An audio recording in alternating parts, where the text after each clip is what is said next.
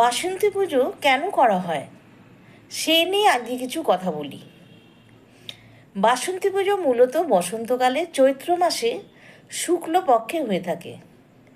মা দুর্গার আরাধনা করা হয় এই দিন। পৌরাণিক মতে দেবী দুর্গা আদি পুজো বা প্রথম পুজো। ঐতিহাসিক ও পৌরাণিক আদি পুজো শরৎকালীন দুর্গাপুজো যেমন, যা অকাল বোধন নামে পরিচিত। অকাল বোধন নামে পরিচিত হওয়ার অনেক আগে ত্রেতা যুগে রাজা সুরথ এই পুজো প্রবর্তন করেন। রাজ্যহারা রাজা সুরথ এবং সমাধি বৈশ্য ঋষি মেধসের আশ্রমে বসন্তকালে দেবী দুর্গার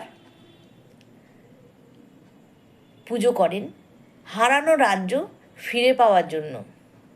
এবং কথিত আছে রাজা সুরথ এই বসন্তকালে এই দেবী দুর্গার আরাধনা করে পুজো করেন এবং যার জন্য তিনি হারানো রাজ্য ফিরে পেয়েছিলেন।